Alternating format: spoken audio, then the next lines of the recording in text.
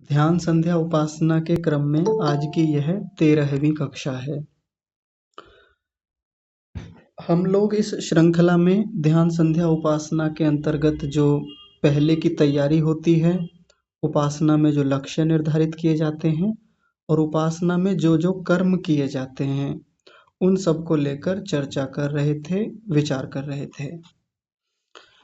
हमने कल धारणा तक के प्रसंग को देख लिया था। तो यदि यहाँ तक के प्रसंग में किसी का कोई प्रश्न हो तो आप पूछ सकते हैं, नहीं तो फिर आगे बढ़ेंगे। किसी का कोई प्रश्न है यहाँ तक? जी बड़े भैया आप बताइए। नमस्ते सर जी। नमस्ते जी। जी जैसे आज मैं संध्या उपासना कर रहा था, हाँ जी। तो मैंने विचार किया कि जैसे हम मंत्र पाठ करते हैं, कुछ चिंतन मनन करते हैं, या कुछ जो भी हम संध्या उपासना में बैठकर विचार कर रहे हैं, तो वो मन कर रहा होता है उस काम को या आत्मा कर रहा होता है। जैसे मंत्र पाठ हम करते हैं तो एक ऐसी अनुभूति होती जैसे अंदर कोई बोल रहा हो, तो जी वो विचार करने वाला या मंत्र बोलने वाला कौन होता है, मन होता है या आत्मा होता है? हाँ जी, करने वाला आत्मा है और जहाँ ये हो रहा है वो मन है। बस ये इस बात का उत्तर है।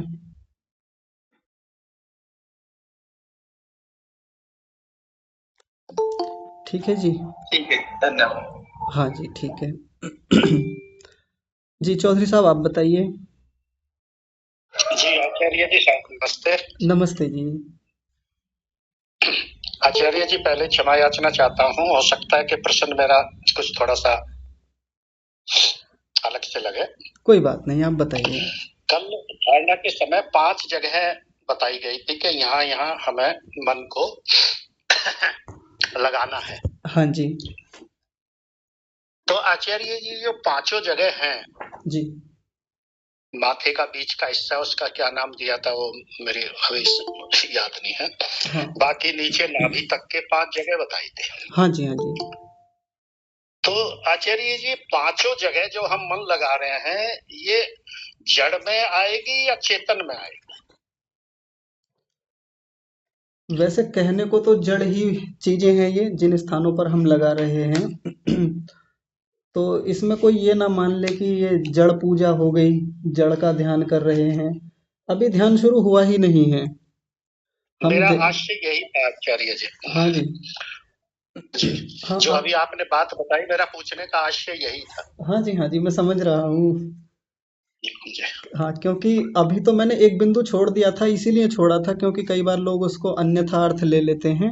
तो मैंने सोचा कि जब योग दर्शन पढ़ेंगे तो वो बिंदु वहीं से आएगा। मैं बता देता हूँ। उन्होंने इन 5 जगहों का नाम लिख करके एक स्थान और लिखा। उन्होंने कहा देशेषु बाह्ये वा विषये चित्तस्य वृत्ति मात्रेण बंध इति धारणा। यानी इन 5 में तो कहीं भी आप लगा लें, अपने मन को टिका लें। इसके अलावा कहीं बाह्य देश में किसी बाह्य विषय पर भी लगाना चाहते हैं ना, तो वहां भी लगा लें।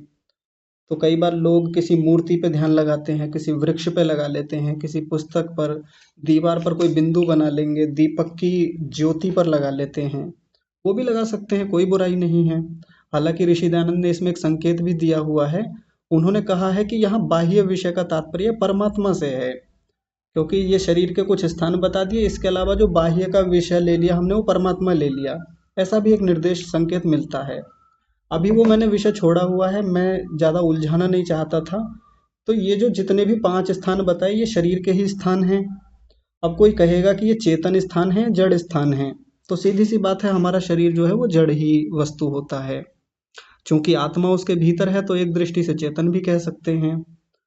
अब जैसे ही मैंने बोला कि ये जड़ हैं, जड़ पे ध्यान लगा सकते हैं, अपने मन को टिका सकते हैं, तो कई बार हमारे आर्य समाज के लोग एकदम से आके इस बात का विरोध कर सकते हैं कि ये तो फिर तो आप तो जड़ का ध्यान करा रहे हैं, ये तो जड़ वस्तु की पूजा हो रही है और जड़ वस्तु की पूजा को हमारे ऋषियों ने, हमारे शास्त्रों ने मना कर रखा है। तो अभी ध्यान कहाँ हो रहा है? अभी तो ध्यान की बात ही नहीं आई है। ध्यान तो अब आएगा आगे।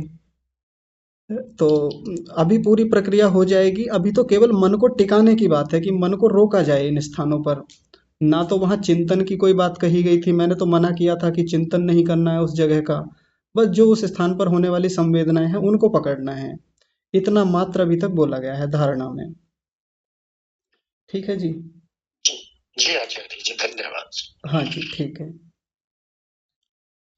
और किसी का कोई प्रश्न है यहाँ तक?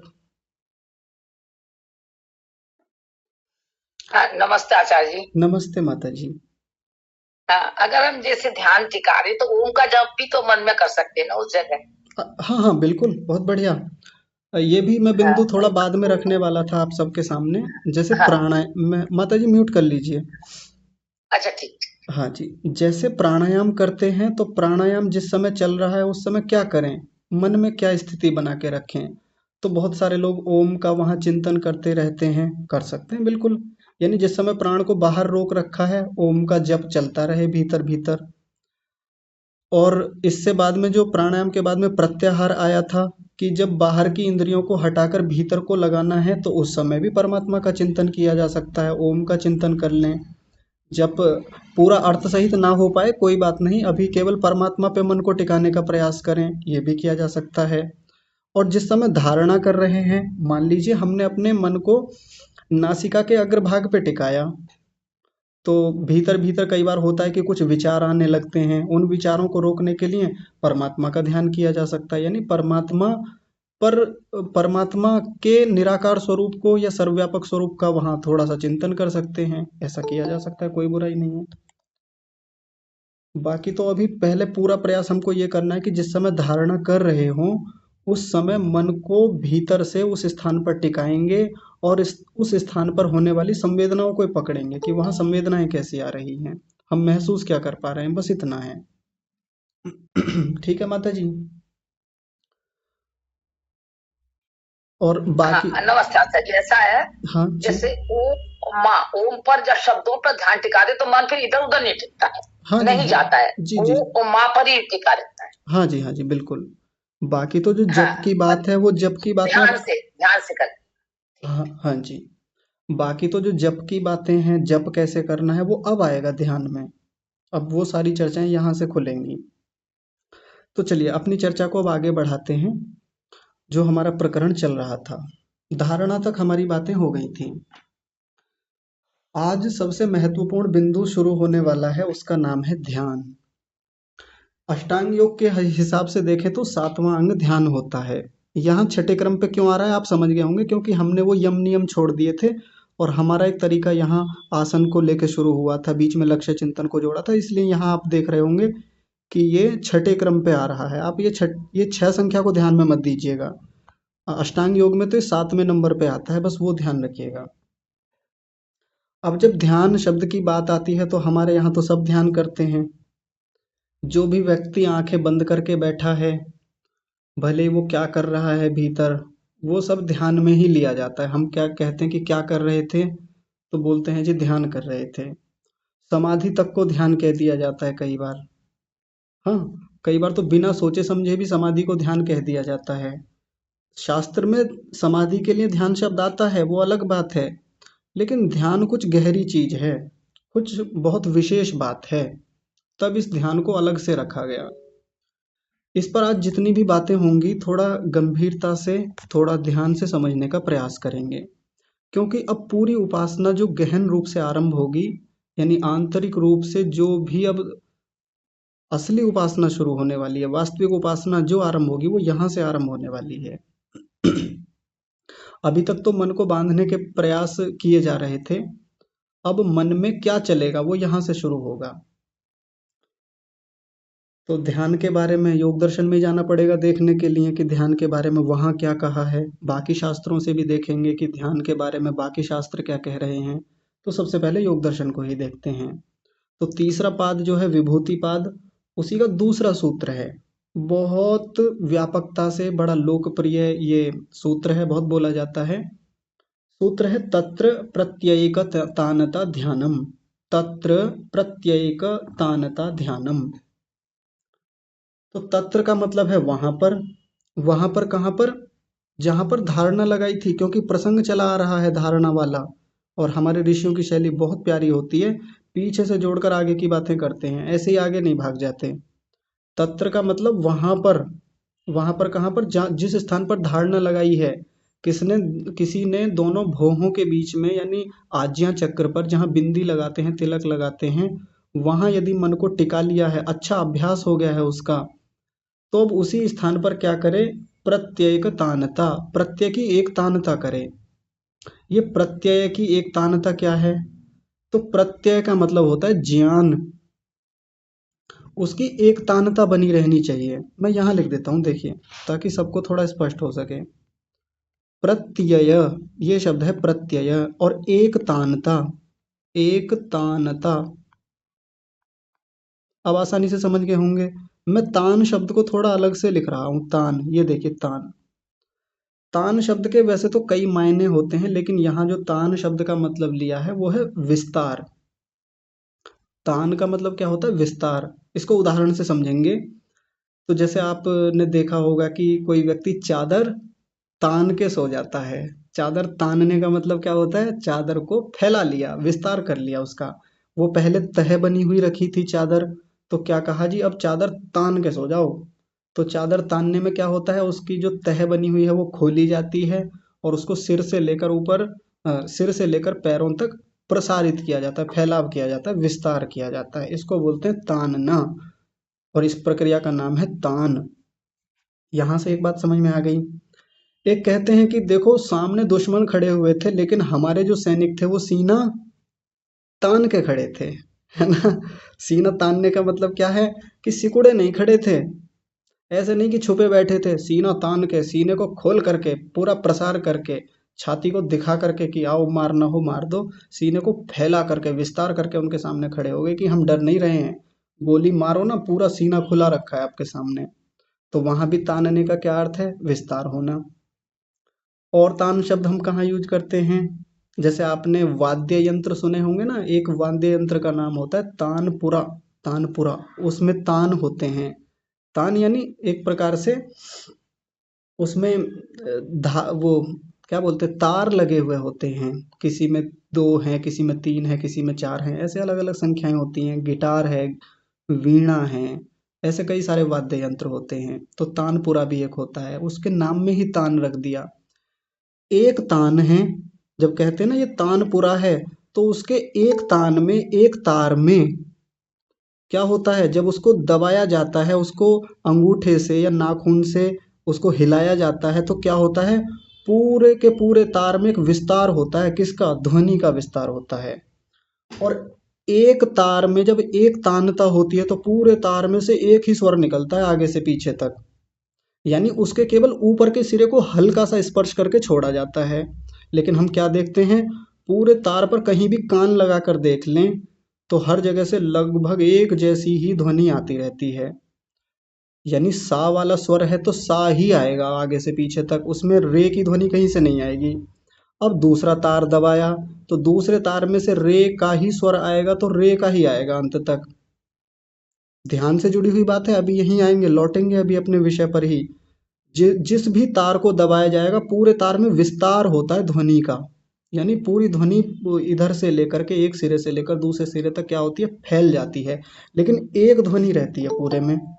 ऐसा थोड़ी है कि तार का ये वाला सिरा तो सा का स्वर दे रहा है, और अंतिम सिरा जो है या बीच में से कहीं से नी का स्वर आ गया, वो तो बिगड़ जाएगा, वहां व्यक्ति गायन का अभ्यास कर ही नहीं पाएगा, या जो धुन बनाना चाहता है, धुन निकालना चाहता है, वो निकलेगी ही नहीं। तान में पूरा विस्तार होता है, शुरू से लेकर अंत तक, हर उसके परमाणु तक में से छोटा हिस्सा भी उठा लें, छोटी से छोटी 1 सेंटीमीटर की दूरी भी निकाल लेना, तो हर जगह से या पूरे के पूरे तार में से एक ही ध्वनि, एक ही प्रकार का स्वर विस्तारित होता है, फैलता है। संगीत से ऐसे भी सीख सकते हैं ध्यान को।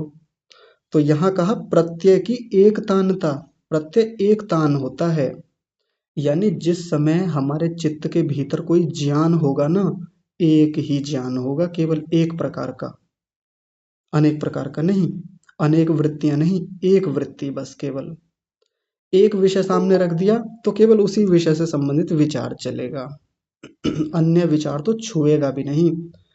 महर्षि व्यास जी ने एक ही पंक्ति में सारी बातें खोल डाली, और बड़ी सुंदर बातें खोली हैं। उन्होंने कहा सदृशः प्रवाहः, एक तानता को उन्होंने अपनी भाषा में खोला, सदृशः प्रवाहः, सदृश प्रवाह रहता, यानी एक सार प्रवाह रहेगा विचारों का, वृत्तियों का। उदाहरण के लिए ले लेते हैं कि मान लीजिए मैं ध्यान में बैठा और ध्यान में मैंने नीम का वृक्ष ऐसा विचार किया, मैं नीम के वृक्ष का ध्यान कर रहा था।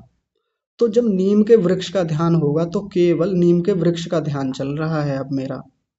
अब न पीपल का ध्यान आएगा, न वहां पर कोई बरगद के वृक्ष का ध्यान आएगा, न तुलसी के वृक्ष का ध्यान आएगा, पौधे का ध्यान आएगा, कुछ ध्यान नहीं आएगा। केवल नीम, तो नीम से संबंधित विचार, नीम से संबंधित वृत्ति रहेगी, एक तानता रहेगी। उसी का विस्तार विस्तार विस्तार विस्तार, गहराई गहराई और गहराई होती चली जाएगी। इसको बोलते हैं एक तानता। और महर्षि व्यास जी एक बड़ी रोचक बात आगे लिखते हैं, प्रत्यांतरेण अपरामृष्टः ध्यानम। दूसरे प्रत्यय का, प्रत्यांतरेण का मतलब होता है अन्य प्रत्यय, अन्य ज्ञान, अन्य वस्तु, अन्य विषय, उसका तो अपरामृष्ट रहेगा। अपरामृष्ट का मतलब होता है अछूता, छुएगा भी नहीं उसको। दूसरा विषय, दूसरा ध्यान, दूसरी वृत्ति, दूसरी वस्तु, दूसरा विषय, कुछ भी हो, छुएगा तक नहीं आकर के, ये होता है ध्यान। जैसे तानपुरा है, तानपुरा जो वाद्य यंत्र है, गिटार ले लीजिए, वीणा ले लीजिए, जब एक तार छुआ जाता है ना तो उस समय एक ही ध्वनि निकलती है। ऐसे में अगर दो तारों को एक साथ छू दिया तो स्वर क्या हो जाता है, बिगड़ जाता है। फिर हम कहते हैं इसको बजाना नहीं आता, ये देखो क्या बजाया है, ये इनका स्वर ही नहीं निकल रहा है। हारमोनियम में भी दो एक साथ बजा दे तो उसमें समझ में नहीं आता कि स्वर कौन सा निकल के आया। ऐसा थोड़ी होता है, क्रम होता है हर किसी का। भले ही व्यक्ति कितना भी तेज बजाए, लेकिन होता क्रम ही है, क्रम से ही बजते हैं सारे। छूता भी नहीं है एक दूसरे को, दो एक साथ छू गए तो पता ही नहीं चलता कौन सा स्वर निकल के आया। तो प्रत्यय की एक तानता, ज्ञान की एक तानता। अब कोई भी विषय उठा लें ध्यान में, कई बार ये प्रश्न किया जाता है कि ध्यान किसका करें। अब सबसे गहरा प्रश्न यह है कि ध्यान करें तो किसका करें। तो सीधी बात है, सब लोगों का एक ही उत्तर आएगा ज्यादातर, परमात्मा का ध्यान करें। लेकिन कोई कंपलसरी नहीं है कि केवल परमात्मा का ध्यान करें, ना योग दर्शन में ऐसा कहा है।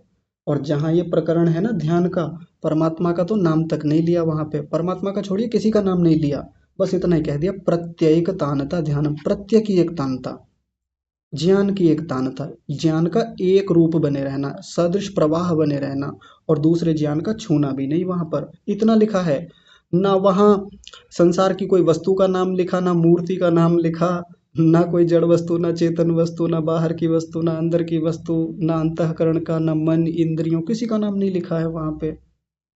ना परमात्मा का लिखा, ना आत्मा का नाम लिखा। तो सीधी सी बात क्या है कि ध्यान तो किसी का भी किया जा सकता है। और ध्यान किसी का भी किया जा सकता है, इसका मतलब ये नहीं है कि ये मूर्ति पूजा की बात हो रही है। जड़ वस्तु का भी ध्यान किया जा सकता है।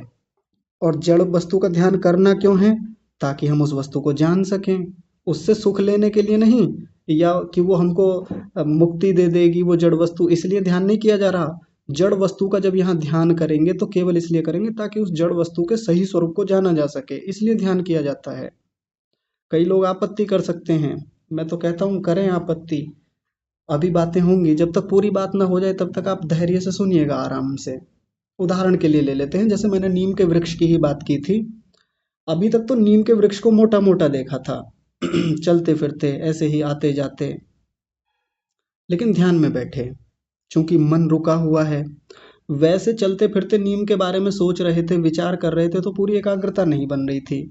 नीम को बैठ के देख भी रहे थे तब भी उतना विचार नहीं बन पा रहा था। लेकिन प्राणायाम किया, प्रत्याहार किया, धारणा करके मन को रोका, स्थिर किया, टिकाया शरीर के किसी एक स्थान पर, और अब नीम के वृक्ष का ध्यान करने बैठे। और फिर वही बात, तत्र प्रत्येकतानता ध्यानम, यानी जिस समय नीम के वृक्ष का ध्यान कर रहे हैं तो बाकी चीजों का कोई ध्यान नहीं आ रहा है।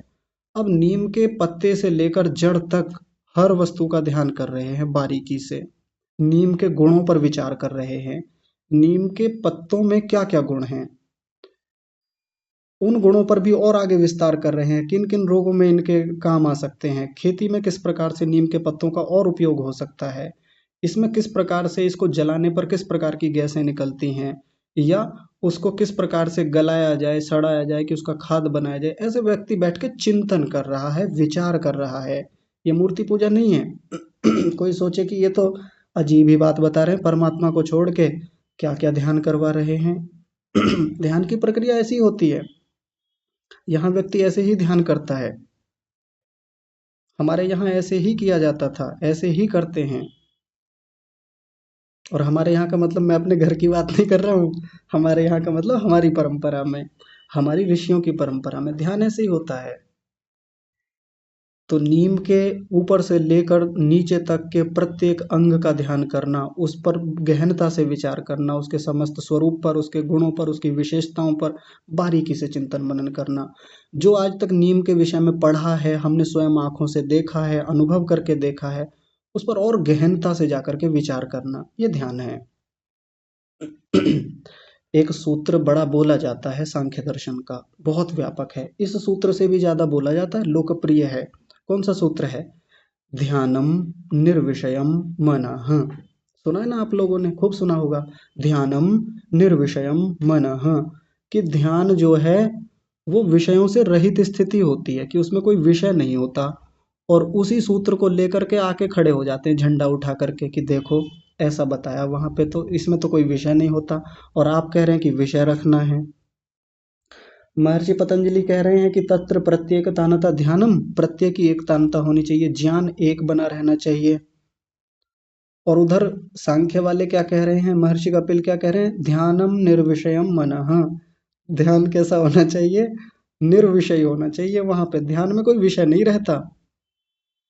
और ऐसा अर्थ लेकर के हम दोनों ऋषियों के बीच में एक टकराव पैदा करते हैं, एक विरोधाभास पैदा करते हैं, और इस वाले सूत्र को तो छोड़ देते हैं, ये वाला जो योग दर्शन वाला जो बोला, और कहते हैं पतंजलि वाला गलत है, सांख्य वाले का सही है। वो ठीक लगता है कि कोई विषय नहीं होना चाहिए, और हम ध्यान में कोई विषय नहीं उठाएंगे। ध्यान में विषय आ गया, कोई भी कोई वस्तु आ गई, किसी का विचार आ गया, तो ये तो ध्यान तो बेकार हो गया।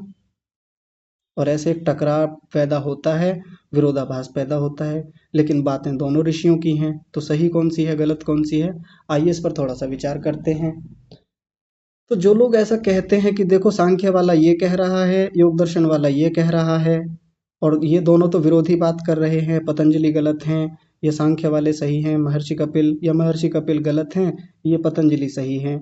ये ऐसा सही गलत करने का प्रयास पता है कौन लोग करते हैं? जिन्होंने इन सूत्रों के आगे पीछे के सूत्रों को नहीं पढ़ा है, बस सूत्र उठाया है, उसी के आधार पे अपना अपना मत रखने लगते हैं, अपना विचार रखते हैं बस। तो जब हम सांख्य दर्शन में जाकर देखेंगे, जहाँ ये कहा है महर्षि कपिल जी ने, ध्यानम निर्विषयम मनः, वो प्रसंग समाधि का है। उसके आगे के पीछे के सूत्रों को टटोलेंगे ना, उस पूरे प्रकरण को उठाएंगे, तो वो प्रकरण किसका है? समाधि का प्रकरण है। और वहां ध्यान शब्द समाधि के लिए आया है। वो ध्यान जो वहां आया ना, ध्यानम निर्विषयम मनः, वो ध्यान शब्द योग का 7वां अंग नहीं है, वहां ध्यान शब्द से तात्पर्य समाधि से है। और ऐसा योग दर्शन में कई जगह आता है, जब ध्यान का मतलब समाधि से लिया जाता है। लेकिन हम जो यहाँ चर्चा कर रहे हैं, हम ध्यान की चर्चा कर रहे हैं, समाधि तो इसके बाद आएगा। तो महर्षि कपिल जी जो कह रहे हैं ध्यानम निर्विषयम मनः, वो समाधि की चर्चा है, और समाधि में जाके कोई विषय नहीं रहता वहां पे। कौन सा विषय? संसार का कोई विषय नहीं रहेगा, बाहर का। तो यहाँ जिस ध्यान की बात चल रही है, ये विचार की प्रक्रिया है। यहाँ विचार होता है, चिंतन मनन होता है। हमारे सामने कोई वस्तु होती है, उस वस्तु के ही स्वरूप पर हम जाकर के टिकते हैं, उस पर अपने मन को रोकते हैं, उसके प्रत्येक गुण पर, उसकी विशेषताओं पर, उसकी क्रियाओं पर, उस द्रव्य पर अपने ध्यान को टिकाते हैं। उस पर जो पहले पढ़ रखा है, सुन रखा है, समझ रखा है, स्मृति उठाते हैं, स्मृति वृत्ति का उपयोग करते हैं, तब उसके सही स्वरूप को जानते हैं। ये होता है ध्यान। तो ये ना सोचे कोई कि कोई विषय अगर आ रहा है, किसी का विचार चल रहा है, चिंतन चल रहा है, तो जी हमारा तो ध्यान खराब हो गया, इसमें तो कोई विषय ही नहीं रहना चाहिए। ये गलत धारणा है, ऐसा बिल्कुल नहीं है। महर्षि पतंजलि खुद कह रहे हैं तत्र प्रत्येक तानता ध्यानम, प्रत्येक की एक तानता रहेगी, यानी ज्ञान बना रहेगा इसमें। और वैसे ही महर्षि व्यास जी भी कह रहे हैं कि जब एक वस्तु का ज्ञान कर रहे होंगे तो सदृश प्रवाह रहेगा, यानी लगातार एक उसके विषय में ज्ञान चलता रहेगा और दूसरे प्रत्यय आकर छुएगा भी नहीं, दूसरा प्रत्यय तो अपरामृष्ट रहेगा वहां पर। और उदाहरणों से बात समझते हैं, उदाहरणों से बात थोड़ी आसान हो जाती है। यानी हम क्या करें फिर ध्यान में बैठ करके, तो ये जो ध्यान की प्रक्रिया है, ये जो ध्यान संध्या उपासना की प्रक्रिया है, ये सारी प्रक्रिया को तो मन को जानने की है। यानी हमारी यात्रा का आरंभ तो मन को जानने से है। पहले उस मन को तो जाना जाए जिस मन के माध्यम से हम आगे बढ़ने वाले हैं, जिस मन के माध्यम से आगे की यात्रा, अपने आप को जानने की यात्रा और परमात्मा को जानने की यात्रा आरंभ होने वाली है। और मन को जानने का मतलब क्या है? मन को जानने का मतलब है मन की वृत्तियों को जानना, मन के संस्कारों को जानना। अभी तक तो मन की वृत्तियां ही समझ में नहीं आती हैं। इतनी चर्चाएं योग दर्शन में हम कर चुके हैं 180 कक्षाओं में, कई लोगों को तो शायद वृत्तियां ही समझ में ना आई हो अभी तक। वृत्ति होती क्या है, जबकि खूब विस्तार से खोल के भी समझाया गया है। तो वृत्तियों को समझना है तो अब समझेंगे वृत्तियों को, ध्यान में बैठ करके एक एक वृत्ति पर काम करेंगे। बहुत सारे लोग ऐसे हैं जो ध्यान कराते हैं, बहुत सारी ऐसी परंपराएं हैं इस वैदिक परंपरा के अलावा।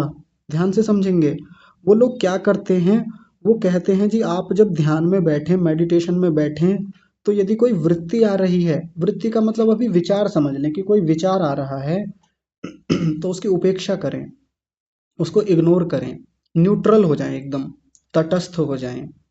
आ रही है जा रही है, बस देखते रहें कौन सी वृत्ति आई कौन सी गई, किस वृत्ति का कितना था, इन पर ज्यादा ध्यान नहीं देना, छोड़ें, उस पर ध्यान ही नहीं देना, बस अपने आप से तटस्थ हो जाएं, अपने में स्थित हो जाएं, ऐसे ही देखते रहें। ये बाकी लोगों की बात बता रहा हूँ जो बाकी लोग ध्यान कराते हैं। और ऐसा करके कहते हैं कि किसी भी वृत्ति पर चिंतन नहीं करना आपको। अगर वृत्ति का चिंतन करने लगे तो ध्यान कहाँ रह गया वो आपका, फिर तो आप बह जाएंगे उधर ही और आपका ध्यान टूट जाएगा। और ऐसे ही कराते रहते हैं, व्यक्ति बैठ के देखता रहता है वृत्तियों को। हाँ अब ये विचार आया था, ये विचार आया, ये विचार चला गया। हाँ ये वृत्ति आई थी, बाहर से एक ध्वनि आई थी, किसी की गंध आई थी, या किसी की स्मृति आ गई, कोई याद आ गई, हाँ जी मेरे भीतर ये विचार चल रहा था, बस देख रहे हैं, कोई विशेष चिंतन नहीं कर रहे। तो ये तो ऐसे हो गया कि जैसे हमारे घर में गंदगी है, मेहमान आने वाले हैं, तो फर्श पर मान लीजिए कोई गंदगी है, तो हुआ क्या कि किसी ने कहा कि अरे मेहमान आने वाले हैं, अब ज़्यादा समय भी नहीं है, तो एक काम करो कालीन लेके आओ और बिछा दो फर्श पर। जब तक झाड़ू लगाओगे, पोछा लगाओगे, बीच में अगर मेहमान आ गए तो फिर अपमान जैसा लगता है, तो कालीन लेके आइए और बिछा दीजिए। गंदगी ढक दी, कुछ समय के लिए ढक दी, लेकिन ये सटीक उपाय थोड़ी है। हाँ कई बार ऐसे उपाय किए जाते हैं, थोड़े समय के लिए अच्छा लगता है कि हाँ देखो गंदगी ढक गई, मेहमान आ गए, मेहमान चले गए, लेकिन ये गंदगी साफ होने का तरीका थोड़ी है। और हमको भी अच्छा लग जाता है कि हाँ यार ये कालीन वाला उपाय बढ़िया था, कालीन बिछा दिया, गंदगी ढक गई, कहानी खत्म, हो गई सफाई। लेकिन थोड़ा विवेक से विचार करेंगे तो ये सफाई थोड़ी है, मेहमान जाएंगे तो सफाई तो फिर भी करनी पड़ेगी। स्वच्छता का तरीका होता है, विधिवत झाड़ू लगाई जाती है, धूल को साफ किया जाता है, पोछा लगाया जाता है अच्छे से। अब कालीन बिछे ना बिछे कोई अंतर नहीं पड़ता। तो ये जो लोग ध्यान कराने वाले बाकी परंपरा के लोग हैं, जब आरंभ में ऐसा कराते हैं तो बड़ा अच्छा लगता है, कहते हैं हाँ ये ध्यान की प्रक्रिया बड़ी अच्छी है, ये इस शैली से बहुत बढ़िया ध्यान लगवाते हैं। और हम वृत्तियों को केवल देखते रहते हैं। देखना बुरा नहीं है, वृत्तियों को देखें, बिल्कुल देखना पड़ेगा, वो देखना ही पड़ेगा, देखे बिना बात बनेगी भी नहीं। वृत्तियों को छोड़ के आगे जा भी नहीं सकते, क्योंकि वृत्तियां हमारी ही इकट्ठी की हुई हैं, किसी और ने हमारे भीतर वो वृत्तियां नहीं डाली, वो संस्कार नहीं डाले। और जब तक इन पर काम नहीं करेंगे तब तक बात भी नहीं बनेगी। वृत्तियों को छोड़कर वृत्तियों की उपेक्षा करके जा भी नहीं सकते।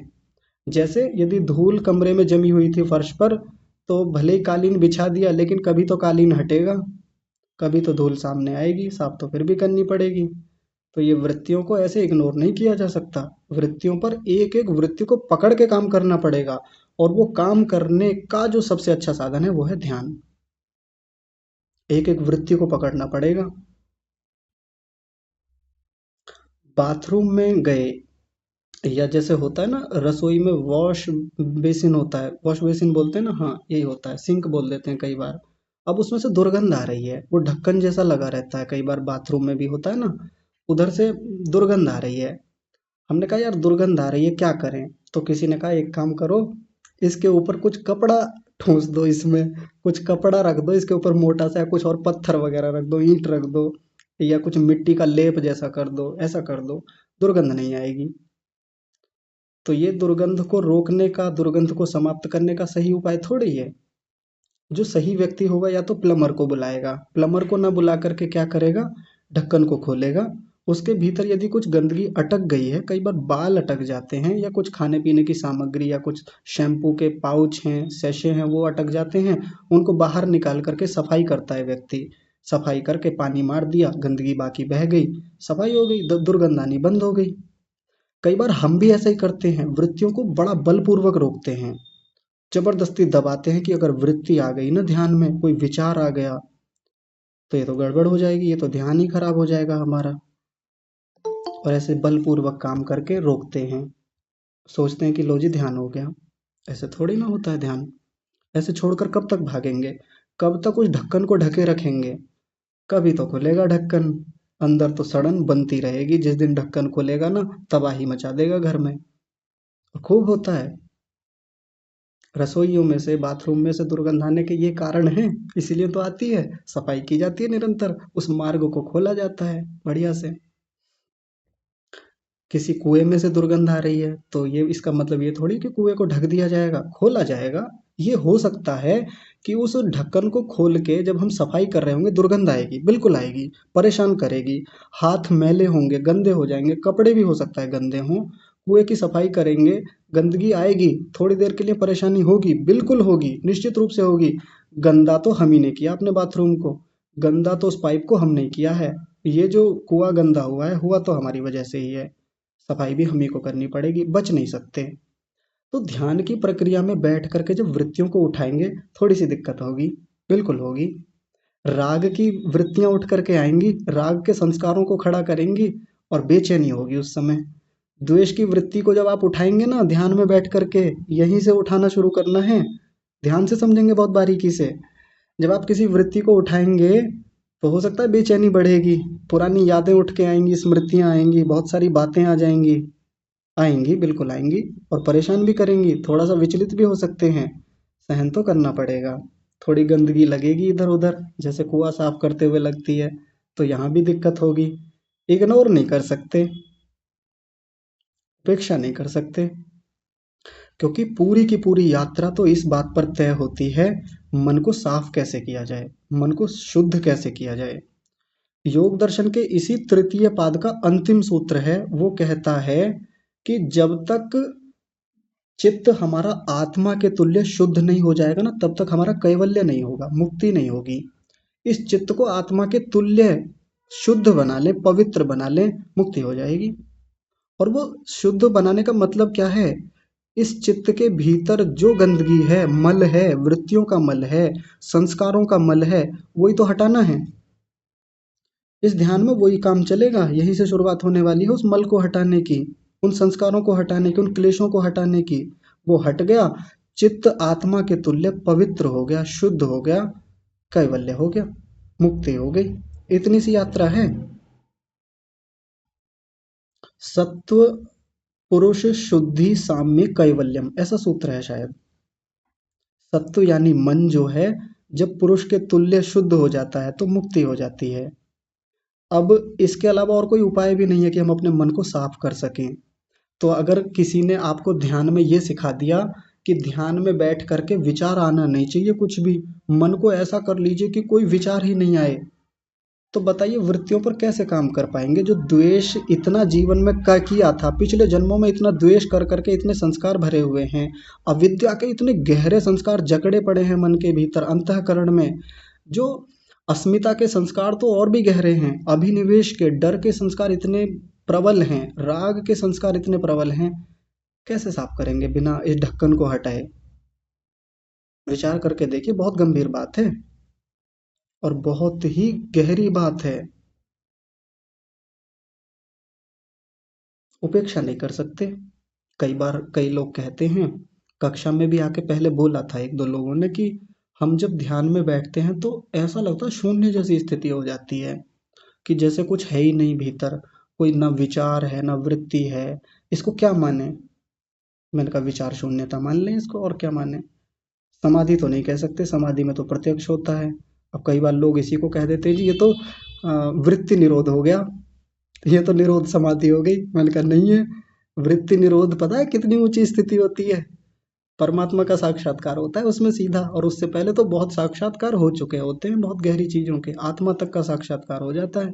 और वो कहते हैं जी ये तो वृत्ति निरोध हो गया हमारा। गोलूपन है, ऐसे थोड़ी ना होता है, बहुत कुछ करके जाना होता है। तो ये जो व्यक्ति विचार रहित हो जाता है, विचार शून्य हो जाता है, ये क्या है?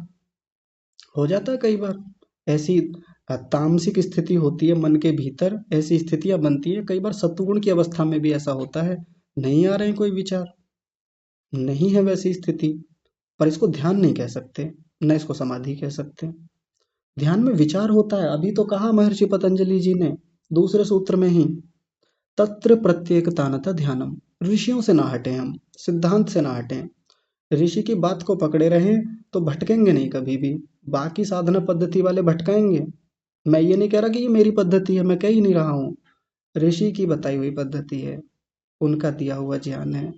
तो वो कह रहे हैं ध्यान तो करना पड़ेगा, वृत्ति तो रहेगी इसमें, विचार तो रहेगा, लेकिन एक विचार रहेगा। तो वो विचार किसका रहेगा? वृत्ति का विचार रहेगा। अब उठाएं वृत्तियां, लेकिन जिस समय एक वृत्ति उठाएं तो एक वृत्ति उठाएं, ये सावधानी रहेगी। मैं बताऊंगा कैसे वृत्तियां उठाएंगे। आज एक उदाहरण ले लेते हैं, कल से बहुत सारी वृत्तियों के बारे में चर्चा करेंगे, बहुत सारे उदाहरणों पर बात करेंगे, कैसे वृत्तियां उठाई जाती हैं ध्यान में बैठ करके, कैसे काम किया जाता है, और उस संस्कार तक कैसे पहुंचा जा सकता है जिस संस्कार को सामान्य रूप से हम कभी पकड़ भी नहीं सकते, लेकिन वृत्ति के माध्यम से पकड़ के खींच लेंगे। किसी बेल की जड़ पकड़ में नहीं आ रही है, सिरा पकड़ लें, कहीं से खींच लें पकड़ करके, जड़ भी हाथ में आ जाएगी। तो वृत्ति को कैसे पकड़ें? उदाहरण के लिए पहले तो शांत होकर के बैठें। ये भी उपाय कराएंगे, यहाँ भी कक्षा में कराऊंगा मैं, आपको भी होमवर्क दिया जाएगा, आप वो करिएगा। ध्यान में बैठ गए, यानी ये धारणा कर लिया, ध्यान में आ गए, थोड़ी सी देर के लिए शांत होकर बैठ जाएं। देखें कि मेरे भीतर कैसी वृत्तियां आ रही हैं, कैसे विचार आ रहे हैं। थोड़ी देर के लिए शांत बैठ जाएं, देखते रहें वृत्तियों को ऐसे आते जाते हुए, उनका क्लासिफिकेशन करें। मैं क्लासिफिकेशन भी कल बताऊंगा कैसे करना है, कैसे वर्गीकरण करेंगे वृत्तियों का, कैसे पहचानेंगे कौन सी वृत्ति अधिक है, कौन सी तीव्र है, कौन सी मंद है, किसके संस्कार कमजोर हैं, किसके ज्यादा हैं, किसकी तीव्रता ज्यादा है। उन पर सब पर कल बात करेंगे विस्तार से, लेकिन आज बस एक छोटा सा उदाहरण बताता हूँ।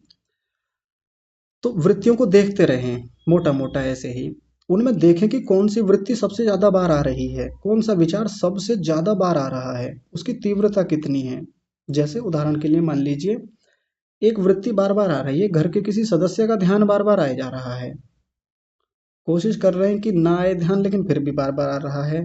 और ध्यान किस चीज का आ रहा है? द्वेष का ध्यान आ रहा है, जो उसके प्रति हमारा द्वेष है, जो उससे हमारी बनती नहीं है, जो उसके प्रति हमारा वैमनस्य है, 36 का आंकड़ा है, वही चीजें बार बार आ रही हैं।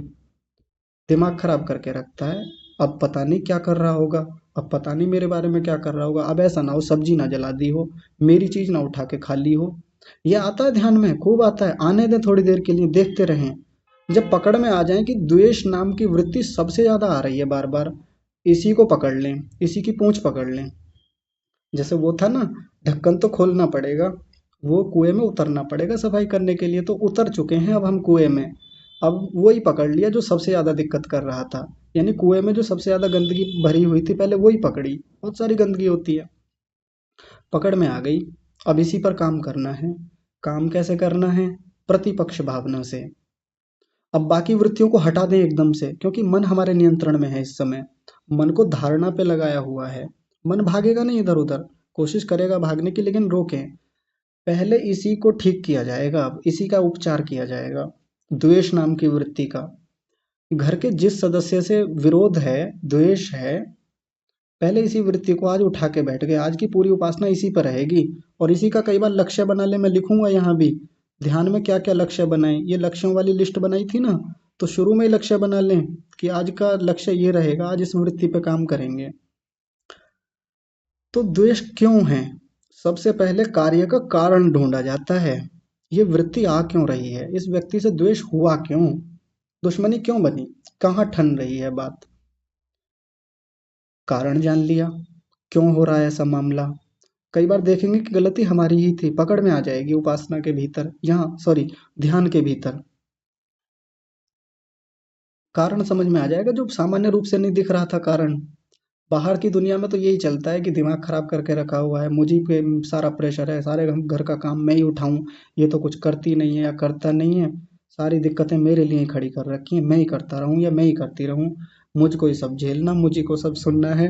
ध्यान में बैठे द्वेष का कारण समझ में आएगा कि कारण तो यहाँ से शुरू हो रहा है, और वास्तव में कारण है भी नहीं वैसा खास कोई इतना जो इससे लड़ाई की जाए, इतनी है ही नहीं कोई उतना मामला। तो कारण समझ में आ गया, कारण पे काम करें। कारण पे कैसे काम करें, तरीका बताया था ऋषियों ने, पीछे कक्षा में भी चर्चा हुई थी। प्रतिपक्ष भावना करें। प्रतिपक्ष भावना सबसे सुंदर तरीका है वृत्ति को खत्म करने का, इस संस्कार को खत्म करने का। अच्छा, संस्कार पकड़ में आया? कई लोगों को नहीं आया। आ तो गया संस्कार पकड़ में। जो वृत्ति सबसे ज्यादा बार आ रही थी, इसका मतलब संस्कार तो है उसका भीतर, हमारे चित्त में बन गया है, छाप तो बन गई है। ऐसे पकड़ में आता है संस्कार, सीधे सीधे नहीं आता, वृत्ति से ही आता है पकड़ में। संस्कार को सीधे सीधे पकड़ भी नहीं सकते, चित्त का अपरिदृष्ट धर्म होता है संस्कार। पकड़ में आ गया, प्रतिपक्ष भावना से जम के कुटाई की, अपनी भाषा में बात करें तो कुटाई की मतलब उसका खूब प्रतिघात किया, खूब पकड़ के उसको नष्ट करने का, कमजोर करने का प्रयास किया। एक समय के बाद वो संस्कार कमजोर पड़ जाएगा, बहुत ढीला पड़ जाएगा, और आगे समाधि में जाकर नष्ट हो जाएगा, पूरी तरह से दग्ध बीज हो जाएगा। अभी तो मैंने एक उदाहरण दिया है, बस एक बहुत छोटा सा बारीक सा। उपासना में ये काम किया जाता है, ध्यान में ऐसे होता है विचार पूर्वक। और जिस समय एक वृत्ति का ध्यान कर रहे हैं, एक वृत्ति को उठाया है, एक विचार को उठाया है, एक विचार तो एक विचार, और ये समाधि नहीं है, अभी ये ध्यान चल रहा है। समाधि की बात तो अभी बहुत दूर की है, बहुत बाद की बात है। कल खूब सारे उदाहरणों पर बात करेंगे, वृत्तियों का क्लासिफिकेशन करेंगे, उनको वर्गीकृत कैसे किया जाए, पहचाना कैसे जाए, उनको कहाँ कहाँ बांटें, तीव्रता के आधार पर, मृदुता के आधार पर। ये बहुत सारे क्लासिफिकेशन आप खुद भी कर सकते हैं, अपनी वृत्तियों को खुद देख लेंगे, आप पकड़ लेंगे, संस्कारों को पकड़ेंगे। तो वो बातचीत हम कल करेंगे। आज की कक्षा को यहीं विराम देते हैं। आप सब लोग बड़ी गंभीरता से सुनते हैं, बड़े धैर्यपूर्वक, आपका बहुत सारा धन्यवाद। और विशेष धन्यवाद तो ऐसे महनीय परमेश्वर का, जिन्होंने इतनी सुंदर व्यवस्थाएं हमें निःशुल्क दे दी, ऐसे ही दे दी सहज रूप से। परमात्मा का विशेष धन्यवाद करते हुए आज की कक्षा को यहीं विराम। आप सभी को सादर प्रणाम। ओम।